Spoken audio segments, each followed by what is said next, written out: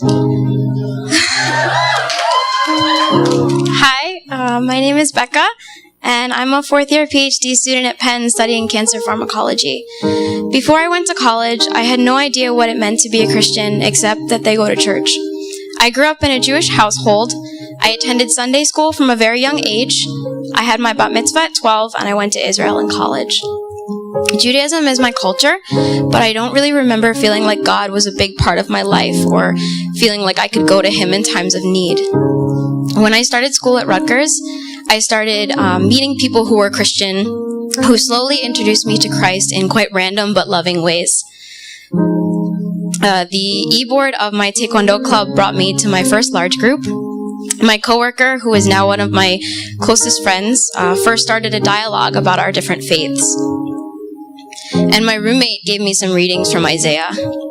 I continued to sporadically attend InterVarsity large group and various churches in the area, mostly because my friends were all going, and slowly I started to listen more carefully to the things being said.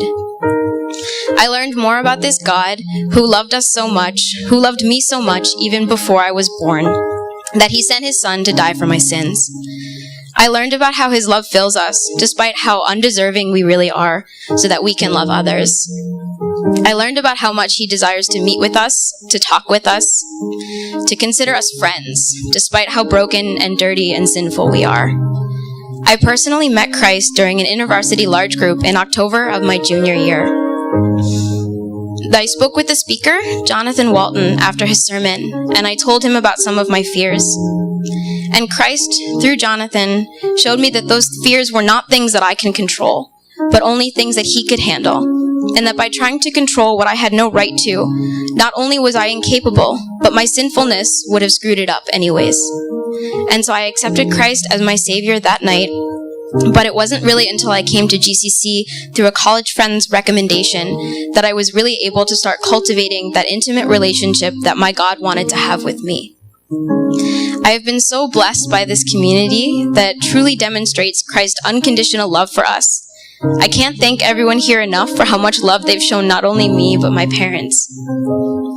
During Joy Family Group, my first year here, I distinctly remember sharing through my tears one night that I wanted so much to have that relationship and faith that the amazing sisters in that group exemplified.